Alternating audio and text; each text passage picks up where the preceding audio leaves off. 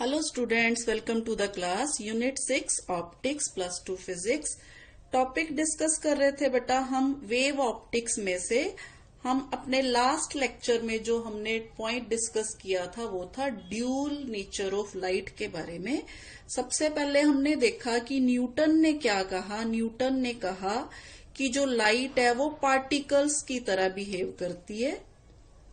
ठीक है, न्यूटन के अनुसार लाइट पार्टिकल टाइप बिहेवियर है जो वो शो करती है।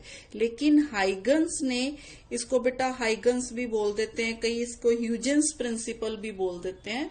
फिलहाल हम इसको हाइगन्स प्रिंसिपल बोलेंगे। तो हाइगन नाम के साइंटिस्ट ने ये कहा कि जो लाइट है वो वेव की तरह बिहेव करती है, ना कि पार्टिकल की तरह बिहेव करती है। ठीक है, तो ये दोनों थ्योरीज जो थी एक दूसरे के उलट हो गई। तो इसके बाद आया बेटा डी ब्रोगली। तो डी ब्रोगली ने क्या कहा? डी ब्रोगली ने क्या कहा कि लड़ने की कोई बात नहीं है, लाइट है ही ऐसी, वो कभी तो पार्टिकल टाइप बिहेव करती है और कभी जब उसको जरूरत पड़े वो वेव लाइक नेचर शो करती है। तो डी ब्रोगली के अनुसार जो लाइट है उसका जो नेचर है वो ड्यूल नेचर है।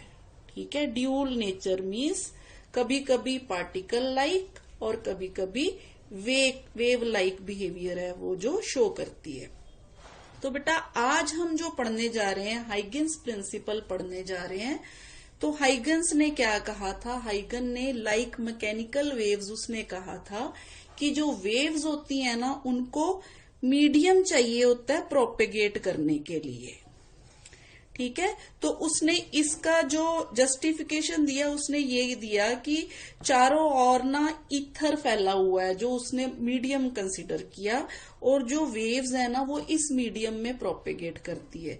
लेकिन बाद में कहीं भी कोई भी ऐसा जो कंसेप्ट है वो फाइंड आउट नहीं हुआ, कहीं पे भी ईथर नजर नहीं आया। तो हाइगन्स की ये जो थ्योरी थी ना इसको कांटा मार दिया गया। पर जो हाइगन्स के पॉजिटिव पॉइंट्स थे वो क्या कर लिए गए, वो उठा लिए गए। यानी कि उसकी अच्छी अच्छी बातें हैं जो चुन ली गई, और जो उसने ये बोला था कि वैक्यूम नहीं है, ईथर है, और जो मीडियम है, मीडियम में वेव्स जो करती हैं प्रोपेगेट करती है, ये सारी थ्योरी उसकी जो थी उसको क्या कर दिया गया, उसको नकार दिया गया। क्योंकि इलेक्ट्रोमैग्नेटिक वेव्स का कंसेप्ट जब सामने आया तो हमें पता चल गया कि लाइट जो है वो इलेक्ट्रोमैग्नेटिक वेव्स की तरह बिहेव करती है और इन्हें मीडियम की जरूरत नहीं होती प्रोपेगेट करने के लिए। तो आज हम हाइगन्स प्रिंसिपल से लिए गए कुछ अच्छी अच्छी जो बातें हैं वो डिस्कस करेंगे। तो सबसे पहले बेटा हाइगन प्रिंसिपल डिस्कस करने से पहले हम डिस्कस करेंगे वेव फ्रंट्स क्या होते हैं। What is wave front? क्योंकि बेटा हाइगन ने कहा कि जो लाइट है वो एक वेव की तरह बिहेव करती है। आगे जाके मैंने आपको बताया था यंग्स डबल स्लिट एक्सपेरिमेंट से यंग ने ये बताया कि इंटरफेरेंस फिनोमिना जो है वो लाइट शो करती है। तो इंटरफेरेंस फिनोमिना जब लाइट का शो हुआ तो उससे ये पक्का ही हो गया कि लाइट जो है वेव कैरेक्टर एग्जिबिट करती है। तो इसमें कोई शक की बात नहीं रही कि लाइट जो है वो वेव की तरह भी बिहेव करती है।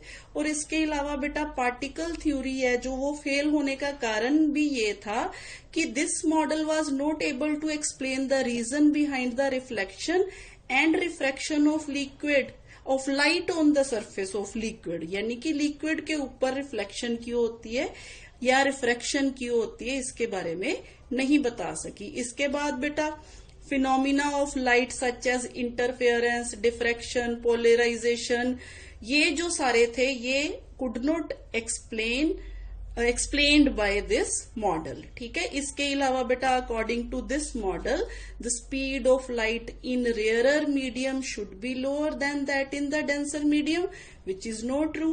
हमने हमने ये उसके बाद हमने पढ़ा कि जो लाइट है वो स्पीड जो उसकी होती है वैक्यूम में ज्यादा होती है, मीडियम में क्या होती है, कम होती है। तो ये सारे पॉइंट्स थे उसकी थ्योरी को ना मानने के। तो आज हम पढ़ेंगे हाइगन्स प्रिंसिपल यानी कि वेव थ्योरी ऑफ लाइट। इसमें हम सबसे पहले देखते हैं व्हाट इज वेव फ्रंट। तो बेटा इसके लिए मान लीजिए यहाँ पे एक मेरे पास लाइट का सोर्स है एंड ऑप्टिकल डिस्टरबेंस या इलेक्ट्रोमैग्नेटिक डिस्टरबेंस और energy is spreading around the source. यहाँ पे मान लीजिए कोई सोर्स इल्यूमिनेट हो रहा है तो उसके चारों तरफ हमें लाइट नजर आएगी, ठीक है। इसका मतलब क्या है, ये अपने चारों तरफ 3 डायमेंशंस में जैसे स्फेरिकल फेस में ये क्या कर रहा है, डिस्टरबेंस जो है वो सेंड कर रहा है, ठीक है। Wherever these optical disturbances are reached, those locations start behaving like sources of optical disturbances and to continue further spreading of energy in outward direction with the speed of light। यानी कि मान लीजिए यहां से light आगे गई, यहां पे पहुंची, तो ये पॉइंट जो होगा ये इसकी तरह ही सोर्स का काम करेगा, लेकिन ये प्राइमरी सोर्स होगा और ये सेकेंडरी सोर्स होगा। अब इस पॉइंट से लाइट आगे जाएगी, फिर यहाँ पे और पॉइंट आगे बढ़ेगा। तो जैसे हम बेटा मान लीजिए एक लाइन में कितने सारे बच्चे खड़े हुए हैं, तो ये बच्चे ने इस बच्चे को मान लीजिए यहां से यहां इस बच्चे को इसने आगे की तरफ धक्का दिया, तो ये बच्चा इसको जाके धक्का देगा, ये इसको, ये इसको, ये इसको, इस तरह से डिस्टरबेंस जो है एक पॉइंट से दूसरे, दूसरे से तीसरे, इस तरह आगे आगे पहुंचेगी। तो बेटा इसका हम वेव फ्रंट से कैसे हम इसको रिलेट करते हैं, देखिए मान लीजिए बेटा हमारे पास पानी है जो बिल्कुल शांत पानी, यहाँ पौंड है कोई, मान लीजिए हमने उसमें एक पत्थर फेंक दिया। मान लीजिए ये मेरे पास पानी का सरफेस है, यहाँ पे मेरे पास राउंड राउंड मान लीजिए ये एक पौंड है, यहाँ मैंने क्या किया, एक पत्थर फेंक दिया। तो पत्थर मारने से क्या होगा, पानी में जो वेव्स है पत्थर मारने से पानी के सरफेस के ऊपर आपको ऐसी ऐसी वेव्स दिखाई देंगी, ठीक है। वेव्स क्या होंगी, चारों डायरेक्शंस में वेव्स ऐसे जो है स्प्रेड होना शुरू हो जाएंगी।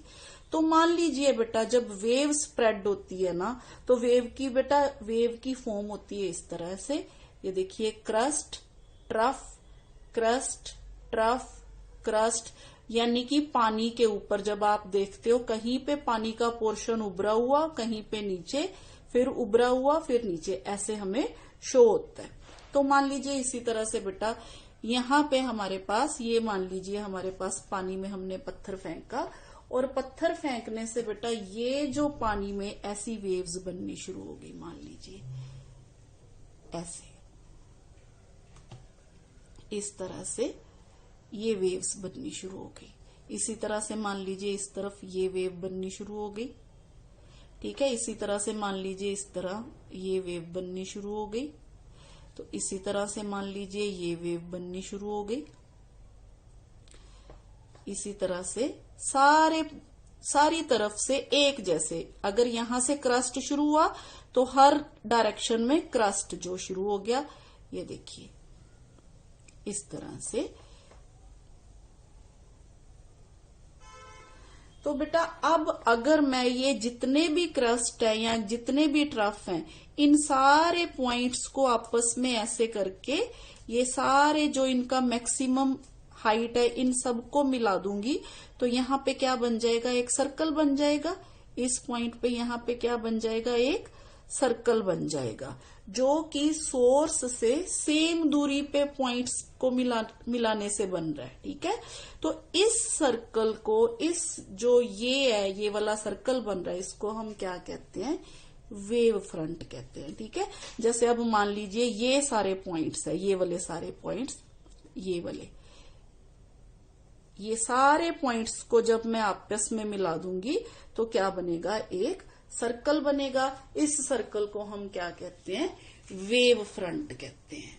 तो बेटा फिर वेव फ्रंट की अगर आप डेफिनेशन लिखो तो हम इसकी डेफिनेशन इस तरह से लिख सकते हैं जी बेटा। तो वेव फ्रंट क्या है, continuous locus of all such particles of the medium which are vibrating in the same phase at any instant.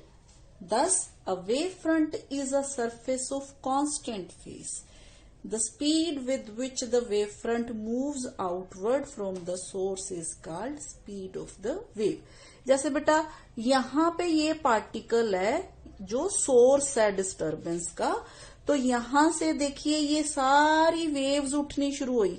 Waves का मतलब ये है बेटा, ये देखिए ये वेव का जो क्रस्ट है मैं रेड से शो कर रही हूँ और जो ट्रफ है वो मैं यहाँ ग्रीन से शो कर रही हूँ, यानी कि क्रस्ट ट्रफ, इसी तरह से क्रस्ट ट्रफ। तो ये क्रस्ट के ऊपर ये वाले सारे पॉइंट्स जो हैं, इन सबको अगर मैं मिला दूं तो ये क्या बन जाएगा बेटा, ये बन जाएगा वेव फ्रंट। इसी तरह से इस ट्रफ के मैं सारे पॉइंट्स जो हैं, ये वाले पॉइंट्स जो हैं, ये इनको मैं मिला दूं तो ये क्या बन जाएगा बेटा, एक और वेव फ्रंट। ठीक है, तो इसी तरह से ये सारे क्या बनते रहेंगे, वेव फ्रंट। अगर हम इसको 3 डायमेंशनल व्यू में देखें तो एक सोर्स के आसपास स्फेरिकल वेव फ्रंट्स बनेंगे, चारों तरफ बनेंगे। तो इनको हम क्या कहते हैं बेटा, ये सारे जो लोकस, ये पॉइंट्स को मिलाने से जो ये स्फेरिकल जो बन रही है शेप, इसको हम क्या कहते हैं, वेव फ्रंट कहते हैं। तो यहाँ पे ये भी वेव फ्रंट है, ये भी वेव फ्रंट है, ये भी वेव फ्रंट है और ये भी क्या है, वेव फ्रंट है। अब हम यहाँ पे ये कहा कि सेम फेस होते हैं, यानी कि सेम टाइम पे एक पत्थर से जो डिस्टरबेंस है वो चारों डायरेक्शंस में सेम फेस में फैलती है। जैसे मान लीजिए यहां से इतनी दूरी पे क्रेस्ट का जो मैक्सिमम पॉइंट बन रहा है, तो सबके लिए ऐसा ही होगा। ठीक है, सेम फेस में होने का ये मतलब है। अब ये लहरें जब आपकी तरफ आती हैं, किस स्पीड से आती हैं, आपको इनको देख के पता चलता है। ये जो क्रेस्ट और ट्रफ्स बनते हैं ना पानी के ऊपर, ऐसे रिपल्स बनते हैं, जो इनको देख के आपको पता चल जाता है कि वेव जो है कितनी स्पीड से हमारी तरफ आ रही है। तो the speed with which the wave front moves towards from the source is called speed of the wave. इसी को हम स्पीड ऑफ द वेव बोलते हैं। तो बेटा इसी के साथ जिस तरह से ये जो होंगे, ये सारे क्या है हमारे पास, ये सारे जो हैं, ये सारे जो हैं, ये क्या है, वेव फ्रंट्स हैं। These are wave fronts. ठीक है, ये भी वेव फ्रंट है, ये भी वेव फ्रंट है। तो बेटा वेव फ्रंट के जो अगर हम एक एरो ड्रॉ कर दे परपेंडिकुलर, तो वो रिप्रेजेंट करता है रे को। यानी कि अगर हम यहां से इस तरह से, ये जो होगा, ये क्या होगा बेटा, ये रे होगी। दिस इज रे। इसको क्या बोलते हैं हम, रे। An arrow drawn perpendicular to a wave front in the direction of propagation of wave, इसका एरो इस तरफ है, is called ray। ठीक है, thus a ray of light represents the path along which light travels, यानी कि light इस source से इस तरफ आ रही है, तो ये कौन रिप्रेजेंट कर रहा है, ये रे रिप्रेजेंट कर रही है। तो बेटा ये हो गया कि एक तो ये हो गया रेस के बारे में, कि जो एरो हम परपेंडिकुलर ड्रॉ करते हैं in the direction of propagation of wave, उसको हम क्या बोलते हैं, रे बोलते हैं। और ray of light represents the path along which light travels. एक और हो गया बेटा, जो रे के ऊपर मान लीजिए हम वेव फ्रंट्स देख रहे हैं यहां से, तो यहां से यहां, यहां से यहां जो लाइट प्रोपेगेट करेगी, यानी कि सोर्स से पहले वेव फ्रंट पे जितना टाइम लाइट जो है यहां से यहां पहुंचने में लेगी, उतना ही दूसरे से तीसरे और तीसरे से नेक्स्ट वेव फ्रंट तक पहुंचने में लेगी अलोंग द रे। ठीक है, तो टाइम टेकन जो होगा वो क्या होगा, for light to travel from one wave front to another is the same along any ray. जी बेटा इसी तरह से अब वेव फ्रंट्स की कौन कौन सी टाइप होंगी ये भी देख लेते हैं। यहाँ पे हमारे पास ये पॉइंट सोर्स है, तो बेटा जो पॉइंट सोर्स होता है उससे जो वेव फ्रंट आते हैं वो स्फेरिकल वेव फ्रंट्स होते हैं, अभी मैंने आपको बताया। इसी तरह से मान लीजिए बेटा जो सोर्स ऑफ लाइट है ना, वो लीनियर है, जैसे इस तरह से ये सोर्स ऑफ लाइट है, तो इसके चारों तरफ, ऊपर इस तरफ भी, हर तरफ रेज ऑफ लाइट्स ऐसे आएंगी। तो बेटा ये जो लीनियर जो सोर्स ऑफ लाइट होगा, ये जो वेव फ्रंट फॉर्म करेगा वो सिलेंड्रिकल शेप का होगा। जैसे मान लीजिए हमारे पास ये सोर्स ऑफ लाइट है, तो इस सोर्स ऑफ लाइट से चारों तरफ इस तरह ऐसे ऐसे ऐसे रेज ऑफ लाइट जो है ऐसे आएंगी इस प्रकार से, यहाँ पे भी, यहाँ पे भी, यहाँ पे भी, इसी तरह से यहाँ पे भी। तो अगर हम इन सब के लोकस को यहाँ मिला देंगे तो बेटा हमारे पास क्या बनेगा, एक सिलेंड्रिकल वेव फ्रंट बनेगा। तो ये किसके लिए होता है बेटा, ये जो सिलेंड्रिकल वेव फ्रंट होता है जब सोर्स जो है वो लीनियर इन शेप होता है, लीनियर सोर्स, तो वेव फ्रंट कौन सा बनेगा, सिलेंड्रिकल।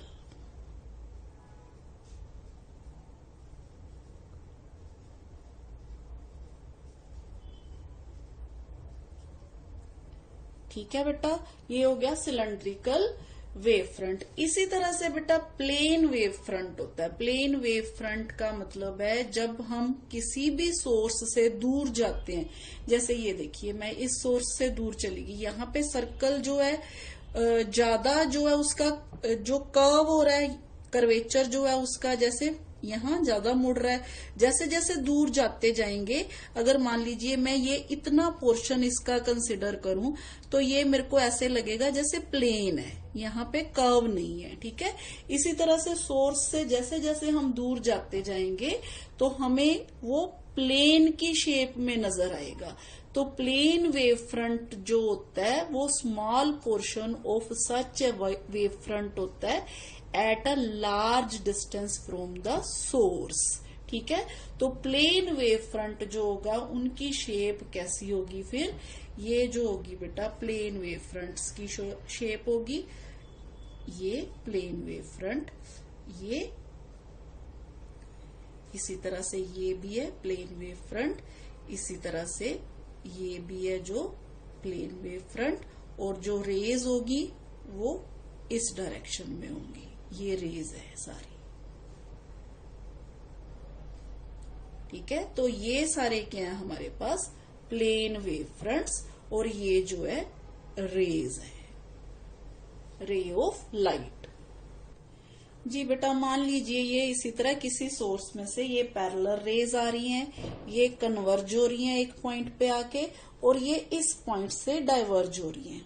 तो यहाँ पे जो वेव फ्रंट फॉर्म होगा वो देखिए कैसा होगा, इस केस में यहाँ पे इसके परपेंडिकुलर डायरेक्शन में, यानी कि ये जो वेव फ्रंट होगा इस तरह से, ये जो वेव फ्रंट होगा, ये सारे वेव फ्रंट ये क्या होंगे बेटा, ये पैरेलल रेस है, यानी कि ये ऐसे मान लीजिए यहाँ पे मैंने एक ऐसे प्लेट रख दी इस तरह से इसके परपेंडिकुलर डायरेक्शन में, तो ये होंगे बेटा, इनको हम बोलेंगे प्लेन वेव फ्रंट। ये प्लेन वेव फ्रंट है।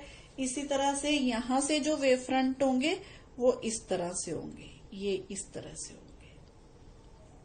तो ऐसे वेव फ्रंट को हम बोलेंगे कन्वर्जिंग स्फेरिकल वेव फ्रंट। यहाँ पे कन्वर्जिंग रेस की जगह कन्वर्जिंग स्फेरिकल वेव फ्रंट, इसको ऐसे भी लिख देते हैं। ठीक है, इसी तरह से मान लीजिए ये पॉइंट है, यहाँ से रेज जो है वो डाइवर्ज हो रही हैं, तो वेव फ्रंट जो होगा वो इस तरह से होंगे।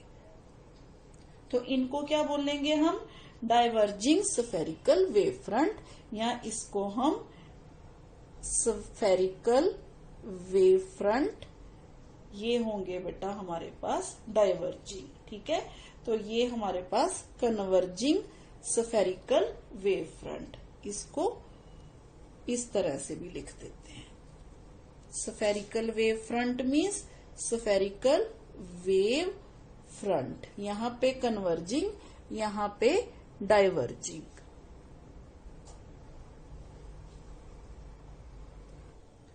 जी बेटा, अब हम आते हैं हाइगन्स प्रिंसिपल पे, क्योंकि हाइगन्स प्रिंसिपल पे जाने से पहले हमें वेव फ्रंट के बारे में नॉलेज होना बहुत जरूरी था। अच्छा बेटा, अब यहीं से मान लीजिए मैंने यहाँ एक स्फेरिकल वेव फ्रंट चूज कर लिया ए बी, और मान लीजिए ऐसे ही मेरे पास एक जो प्लेन वेव फ्रंट है ए बी है। अब अकॉर्डिंग टू हाइगन बेटा उसने क्या कहा कि मान लीजिए ये एक वेव फ्रंट है, तो ये वेव फ्रंट बहुत सारे पॉइंट्स को मिला के बना हुआ है। यहाँ पे बहुत सारे पॉइंट्स ऐसे ऐसे ऐसे बहुत सारे सैकड़ों पॉइंट्स हैं यहाँ पे। तो मान लीजिए मैं यहाँ से कोई पॉइंट्स यहाँ पे कंसिडर कर लेती हूँ, जैसे यहाँ पे एक पॉइंट ये है, एक ये है, एक ये है, एक ये है। तो हाइगन ने ये कहा कि हर एक पॉइंट जो होता है ना वेव फ्रंट पे, वो एक डिस्टरबेंस की तरह, सेकेंडरी डिस्टरबेंस की तरह वो जो बिहेव करता है, ठीक है। यानी कि हर एक वेव फ्रंट जो है वो एक सोर्स ऑफ डिस्टरबेंस की तरह बिहेव करता है। यहां से जैसे ये डिस्टरबेंस आगे आई, इसी तरह से इस सोर्स से ऐसे डिस्टरबेंस जो है वो आगे जाएगी इस तरह से, ये देखिए, ठीक है। तो फिर ये डिस्टरबेंस आगे जाएगी, तो मैं अगर इस सोर्स यहाँ पे सारे पॉइंट्स, यहाँ ऐसे पॉइंट्स लगा के इनके लोकस को ऐसे जब मिला दूंगी तो ये एक नया वेव फ्रंट बन जाएगा। तो अब ये फिर नया एक वेव फ्रंट, फिर ये एक डिस्टरबेंस के सोर्स की तरह बिहेव करेगा। तो यहां से फिर अगेन यहां से जो डिस्टरबेंस है वो क्रिएट होगी, और इस तरह से डिस्टरबेंस जो है वो फिर आगे जानी शुरू हो जाएगी, ठीक है। एक्चुअली होता क्या है बेटा, जैसे ये मान लीजिए प्लेन है, इसके दोनों तरफ डिस्टरबेंस ऐसे जाती है, इस तरफ भी, इस तरफ भी, इस तरफ भी, ये ऐसे, ये आगे चली गई डिस्टरबेंस और ये पीछे। पर हम जो फॉरवर्ड डायरेक्शन में डिस्टरबेंस है ना, उसी पे टेंजेंट ड्रॉ करके हम नया वेव फ्रंट है जो वो हासिल करते हैं। जो ये पीछे वाला बैकवर्ड डायरेक्शन में जो वेव फ्रंट है ना, इसको हम नहीं लेते। लॉजिकली भी बेटा अगर हम यहाँ पे देखें तो वेव फ्रंट जो वेव्स हैं वो आगे की तरफ बढ़ रही हैं सोर्स से, पीछे की तरफ नहीं बढ़ रही। बाद में इस थ्योरी को जाके किरचॉफ्स नाम के साइंटिस्ट ने मैथमेटिकली भी प्रूव कर दिया, वो भी मैं आपको अभी बताऊंगी। तो मेन जो बात है वो ये है कि each point on a wave front acts as fresh source of new disturbance called secondary waves और वेवलेट्स। यानी कि ये जो बन रहे हैं ना, ये वेवलेट्स बन रहे हैं यहाँ पे। तो अब ये वेवलेट्स के जो अगर मैं यहाँ टेंजेंट ड्रॉ कर दूंगी तो ये यहाँ पे नया वेव फ्रंट जो है वो बन जाएगा, ठीक है। तो इस तरह से जो डिस्टरबेंस होती है वो आगे पहुंचती रहती है, और डिस्टरबेंस आगे पहुंचने के लिए जो ये टाइम होता है बेटा, ये वेलोसिटी इनटू डिस्टेंस होता है, स्पीड इनटू डिस्टेंस के बराबर होता है, ठीक है। क्योंकि जो स्पीड होती है वो होती है हमारे पास डिस्टेंस बाय टाइम, तो जो डिस्टेंस होगा वो स्पीड इनटू टाइम। यानी कि यहां से यहां, फिर यहां से यहां आगे पहुंचने में जो टाइम लेगा, जो डिस्टेंस कवर करेगा ये जो वेवलेट्स हैं, यानी कि तो उसका अगर हम इसको सर्कल ड्रा करें तो हम उसका रेडियस कितना लेंगे, s into t, which is equal to d। तो इस रेडियस का सर्कल बनेगा, ये जो डिस्टेंस होगा ये होगा s इंटू टी के बराबर। तो बेटा कुछ इस तरह से वेव फ्रंट्स बनते हैं। तो according to Huygens principle each point on A B becomes a source of secondary disturbance which travels with the speed of light, यानी कि c। अब मान लीजिए यहां से मैंने नया वेव फ्रंट फाइंड आउट करना है, तो मैं यहां से एक सर्कल ड्रॉ करूंगी जिसका रेडियस जो होगा वो वेलोसिटी इनटू टाइम के बराबर होगा, और जो सर्कल के सारे जो ये पॉइंट्स है टेंजेंट्स को मिला दूंगी मैं, तो यहाँ मेरे को क्या मिल जाएगा, एक नया वेव फ्रंट जो है वो मिल जाएगा। इसी तरह से इस तरफ। अच्छा, अब फॉरवर्ड जो होता है डायरेक्शन में, उस वेव फ्रंट को हम लेते हैं। बैकवर्ड डायरेक्शन में जो वेव फ्रंट होता है उसको हम नहीं लेते। ठीक है, ये भी हम एक्सप्लेन करेंगे। तो दूसरा पॉइंट हो गया, secondary wavelets spread out in all direction with the speed of light in the given medium, यानी कि उस मीडियम में जो लाइट की स्पीड होगी वो कितनी होगी, उस स्पीड से जो वेवलेट्स हैं वो मूव करेंगे। ये जो होते हैं इनको हम वेवलेट्स बोल देते हैं। ठीक है, इनको हम क्या बोलते हैं, वेवलेट्स बोलते हैं। तो the new wave front at any later time is given by the forward envelope tangential surface in the forward direction of the secondary wavelets at that time. तो ये 3 पॉइंट्स जो है बेटा हाइगन्स ने दिए हाइगन प्रिंसिपल में। तो बेटा ये तो थे हाइगन प्रिंसिपल में से जो पॉइंट्स उसने दिए। अब इसी के साथ ही ये भी जस्टिफाई किया गया कि क्यों जो बैकवर्ड एनवेलप है उसको हम कंसीडर नहीं करते। तो उसके लिए ये मान के चले कि एम्पलीट्यूड ऑफ सेकेंडरी वेवलेट है ना, जो वो प्रोपोर्शनल होती है बेटा 1 प्लस कॉज थीटा के। ठीक है, तो अब जब हम बैकवर्ड डायरेक्शन में जाएंगे, मान लीजिए इस पॉइंट से ये फॉरवर्ड डायरेक्शन है, ये बैकवर्ड डायरेक्शन है, तो ये एंगल 180 डिग्री का हो गया। तो यहाँ पे जब हम 180 डिग्री पुट करेंगे, कॉस 180 डिग्री क्या होता है, -1 के बराबर होता है। तो एम्पलीट्यूड जो आ जाएगा वो क्या आ जाएगा हमारे पास, बैकवर्ड डायरेक्शन में जो एम्पलीट्यूड है वो 0 के बराबर आ जाएगा। तो ये जस्टिफिकेशन दी गई कि क्यों जो बैकवर्ड जो होता है एनवेलप उसको हम नहीं मानते, वेव फ्रंट एग्जिस्ट नहीं करता बैकवर्ड डायरेक्शन में। ठीक है, तो आगे जाके बेटा इस पॉइंट के ऊपर बहुत सारी जो ऐसी थ्योरी भी पेश की गई जो अब हम इस चैप्टर में डिस्कस नहीं करेंगे, कि रियली जो बैकवर्ड डायरेक्शन में वेव फ्रंट होता है उसका एम्पलीट्यूड क्या होता है, वो 0 के बराबर होता है। तो आज के लिए इतना ही बेटा। नेक्स्ट जो हमारा लेक्चर होगा उसमें हम रिफ्लेक्शन थ्योरी और रिफ्रैक्शन थ्योरी करेंगे हाइगन प्रिंसिपल के बेस पे। आज के लिए इतना ही। Thank you.